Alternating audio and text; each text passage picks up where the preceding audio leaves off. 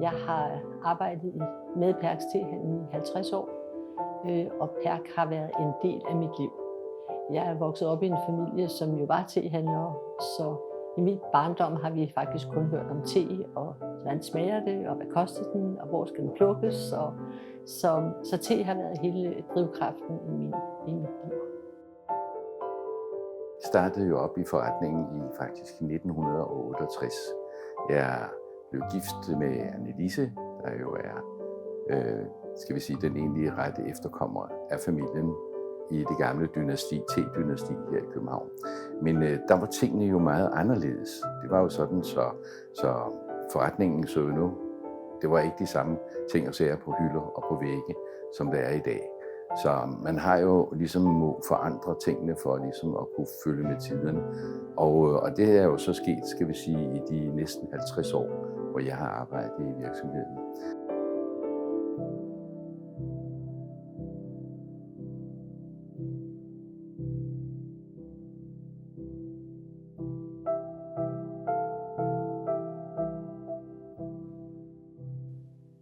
Og for min del, der handlede det mere om, at jeg havde den her drøm om den her tesalon, der måske en dag skulle blive til noget, som jeg kan huske, vi begge to også talte med mormor om for mange, mange år siden. Men jeg var i SAS i mange år, og havde også lige pludselig lyst til at lave noget andet. Og der har jo Perk, den har jo ligget i vores DNA, siden vi blev født, så det var en meget naturligt skift, som man gjorde.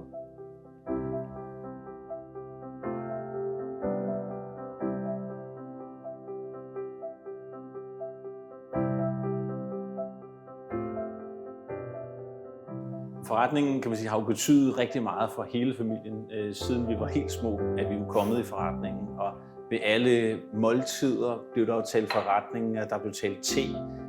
Så den har været en stor del af hele vores opvækst.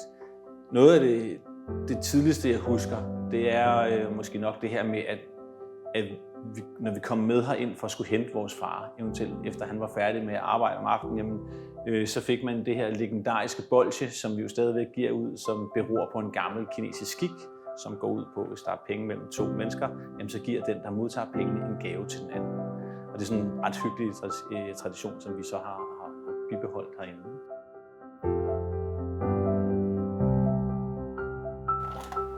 Gammel tradition. Værsgo. Perfekt. Velbekomme. Tak. Farvel.